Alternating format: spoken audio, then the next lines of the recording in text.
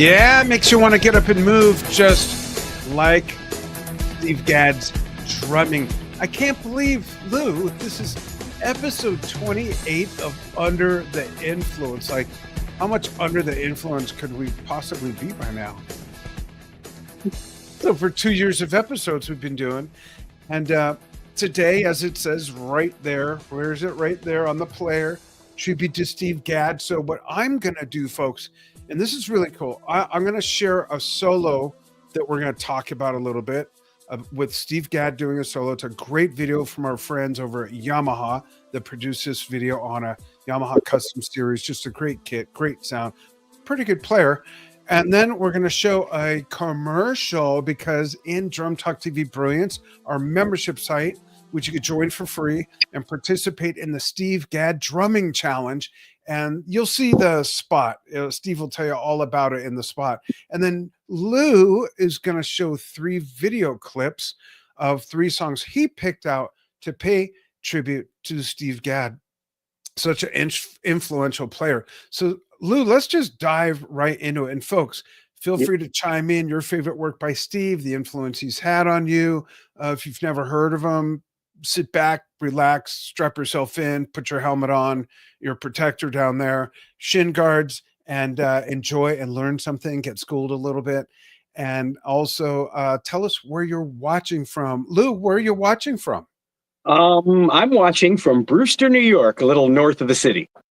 Absolutely cool. And I'm in Globe, Arizona, east of Phoenix, up in the mountains. So folks, tell us where you're watching from and check this solo out. And before we show it, I want to point out that, Lou, I'm sure you would agree, and pretty much everybody watching, that most drum solos, even if they're really, really good solos, most drum solos are a lot of speed, a lot of flash. Let me see how much I know I can cram into the short amount of time I have to show off that the band is giving me, that's written into my contract, whatever the dynamic is, right? But this solo is different. And I think that John Bonham got stereotyped and pigeonholed as just a basher, which he absolutely was not just a basher. If you listen to T for One, Since I've Been Loving You, Down by the Seaside, we can go on and on and on. And if you watch his drum solo in The Song Remains the Same, if you watch a video of his drum solo from the 1977 tour from Seattle, there's so much brevity and delicateness in his playing. And Steve Gadd really is the epitome of not just groove, but also tastefulness, and not just playing as much as he can, as quick as he can in the short amount of time to do a solo. So let's see what we got here.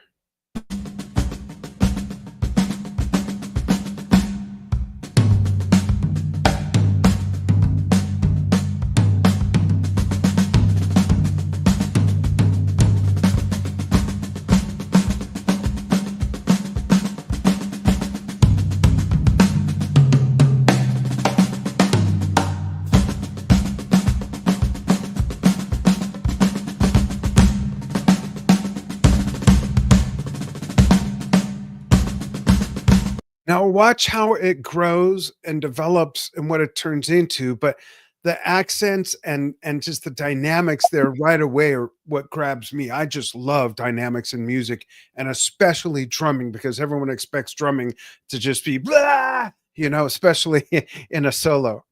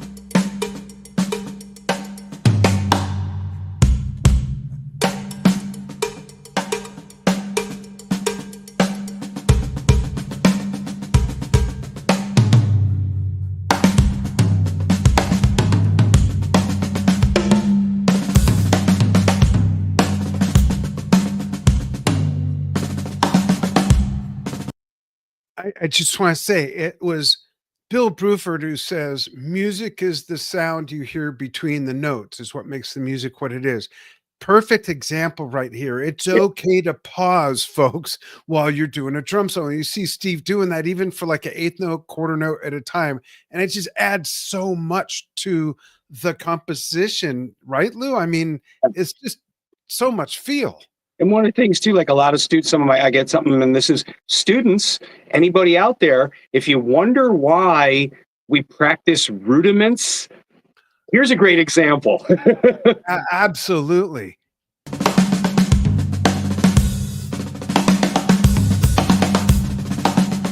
You know, cymbal crack.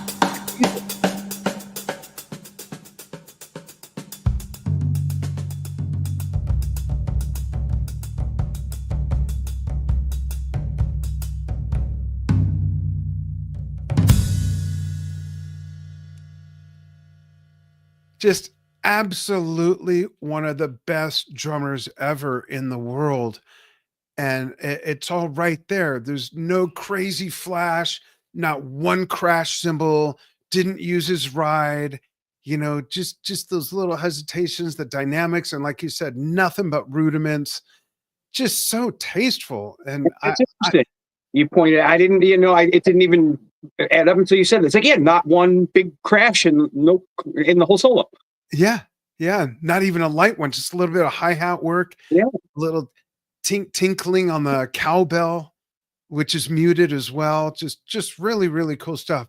So folks, in case you missed it, I mentioned that right now in our Drum Talk TV Brilliance membership site at drumtalktvbrilliance.com, we're having the Steve Gadd drumming challenge. It goes through the end of the month. And here's Stephen to tell you all about it. And then Lou's going to pay tribute with 3 video clips. Drum Talk TV Brilliance presents the Steve Gadd Drumming Challenge, running through June 2025. Play along to tracks featuring the man who's played with Al Di Meola, Simon and Garfunkel, Eric Clapton, Peter Gabriel, Steely Dan, and more. First, second, and third place winners can win a gift certificate to their favorite music store, as well as a free Drum Talk TV shirt.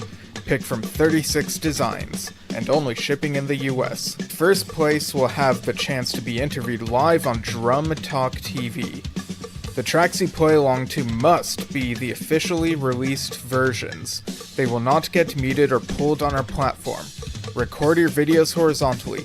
Once done, submit in our membership site, which has a free tier and a premium tier. Free members can send in 2 videos. Premium members can send however many they want. Your videos will be reviewed and graded on accuracy, fan praise, and sound. For the fan praise factor, invite people to comment "vote" under each video they like. The judging criteria is explained further on the submissions page. Submissions open until June 30th, 11:59 p.m. Pacific US time. Go to drumtalktvbrilliance.com and join the fun! Yeah, check it out, folks. We'd love to see you in there. Lou, what's the first track that you've got that we're going to play and show you playing it? This is gonna be fun, some fun stuff. And we're talking about Steve and how much he's worked with so many different artists. And Steven even mentioned some in the promo video there. Preparing for this one and knowing what we were doing for the episode, obviously there's some things that folks really go to, real go-to songs or artists that you when you think of with Steve. But I wanted to try and mix things up because he's played with so many people, so many different styles, so many different genres and all. So I'm literally going through, of course, like most of us, my go-to couple songs were the typical ones we would think of, and I do have some of the expected stuff later. But for the earlier ones, I wanted to try and find a few things that even to myself, like, oh, wow, I didn't even know he played on that. And I actually learned quite a few things in this searching through his discography. So the first one I have, and it's a song it's funny, I remember this song so well from, the radio days and my folks always having the radio on. I had no idea it was Steve Gadd.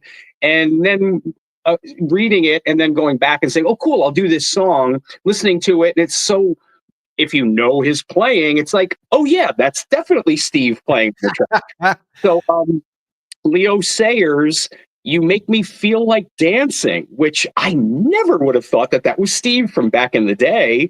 But yeah, you listen to it and his classic snare rolls and cool work on the hi-hat. It's like, it's all in there. It's like, oh yeah, now that I see his name attached to it, of course this is Steve. So got a clip of Leo Sayers' You Make Me Feel Like Dancing.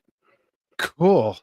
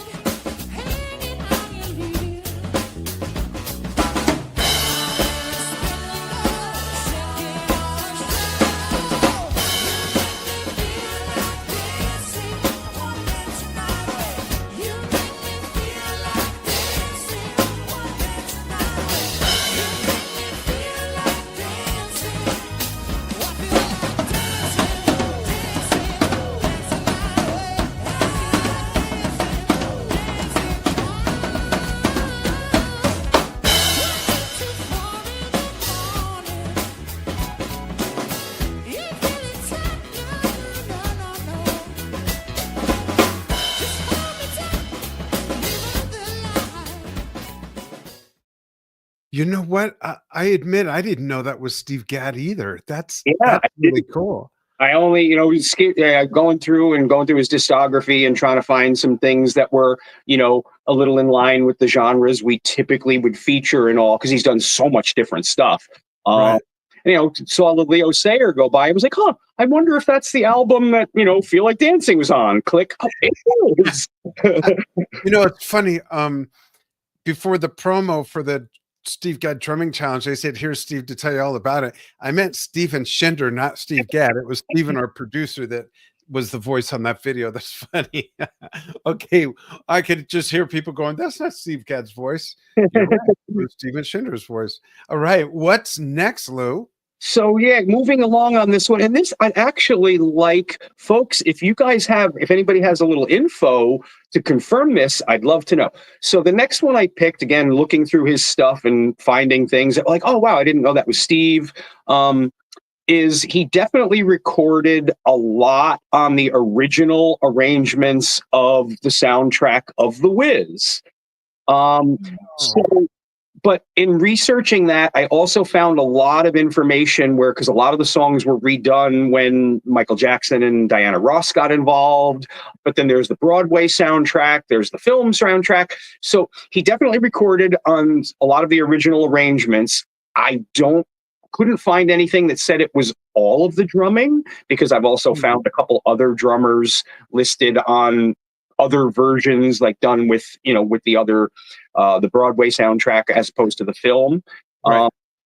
And then the only other thing that on this one was, as far as I know, he does play the drums on most of, if not all of the Wiz. So we went with that main theme from the Wiz, which everybody knows from Michael and Diana's version. Right. Check this out, folks.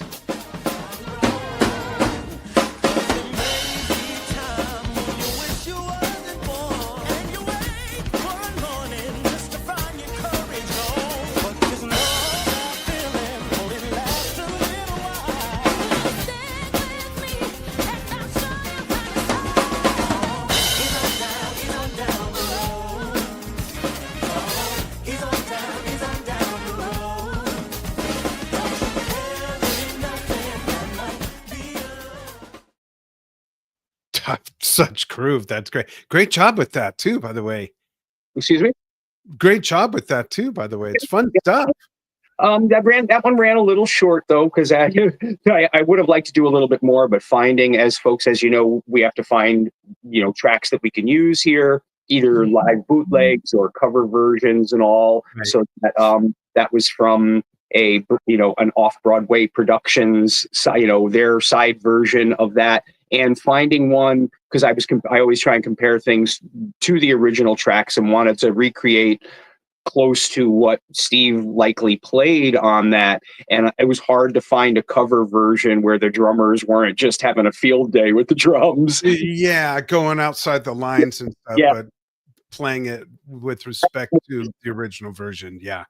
exactly. So that one was, that one I had a good section of the song where it was still pretty close to the original, which I'm playing over. So that's why that one was a little shorter than what we might usually feature.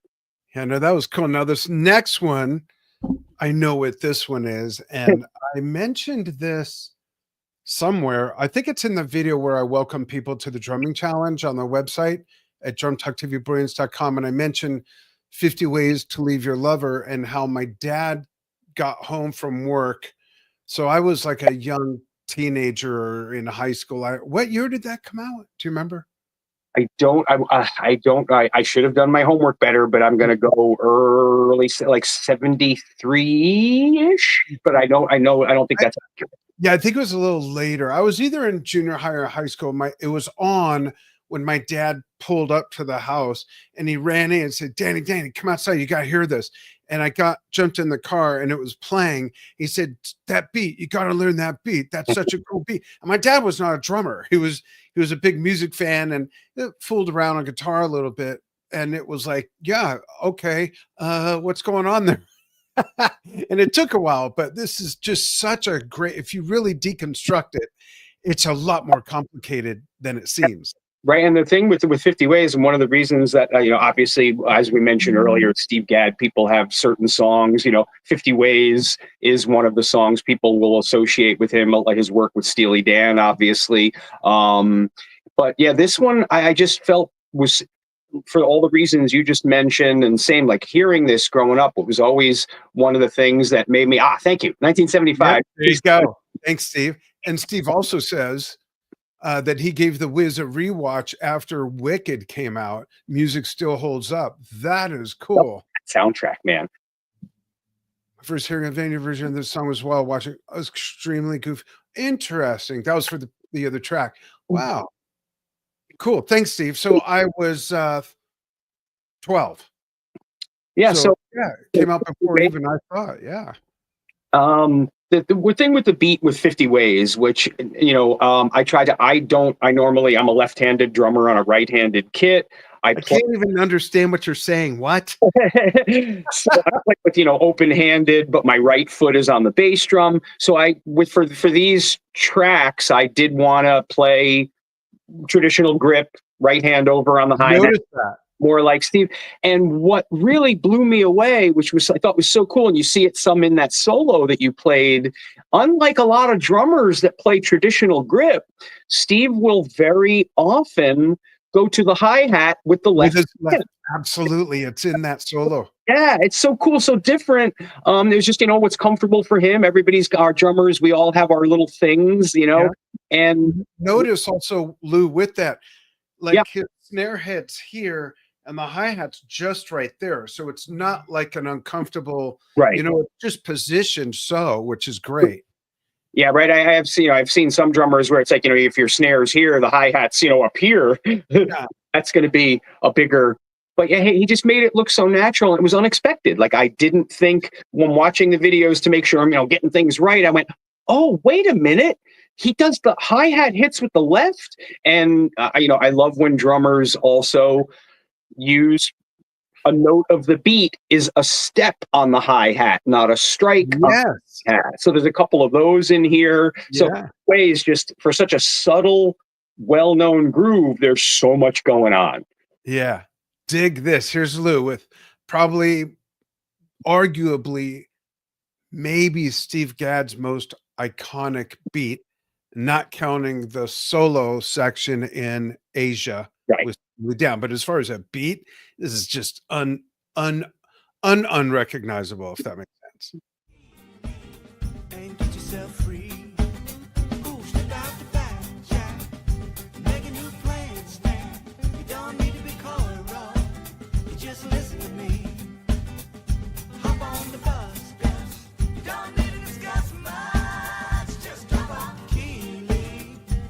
Yourself free. She said it grieves me so to see you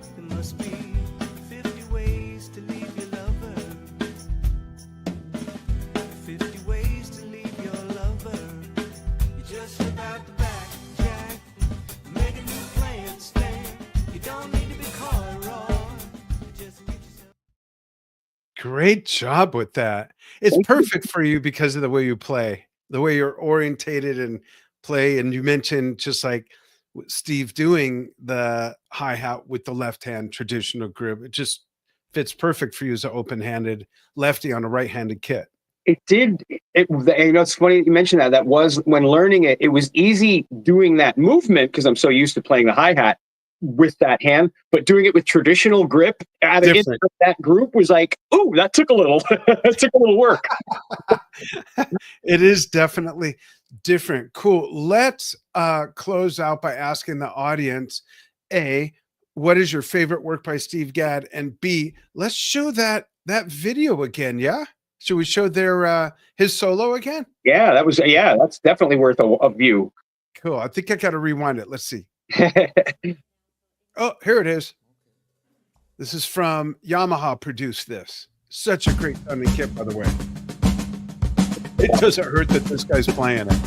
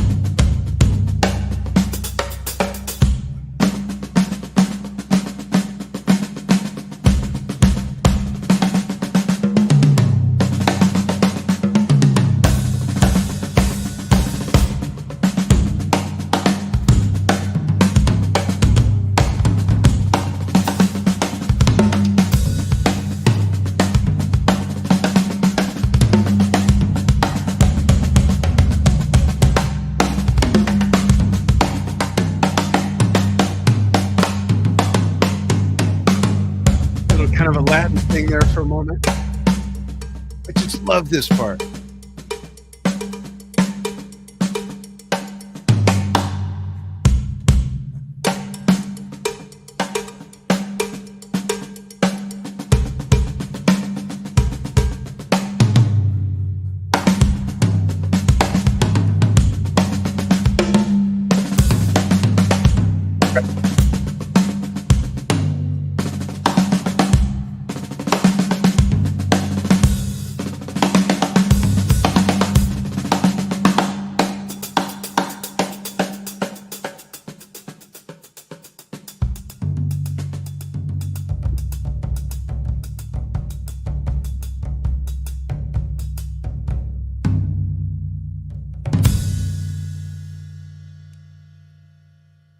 Just so good. I love the snap of the hi-hat at the end and leaving it open to just ring out.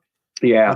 Just a great video by Yamaha. Great playing by Steve. Steve, wishing you, Carol, and Giancarlo the best. And folks, jump in to the Drum Talk TV Brilliance membership site, Steve Gadd Drumming Challenge. If you didn't see the promo for that, watch this whole thing. It's after we showed this solo the first time. And thanks for following what we do here on Drum Talk TV. Thanks for watching Under the Influence, episode 28, a tribute to Steve Gadd with Luke Calderola and myself. Thanks, everybody. Take care.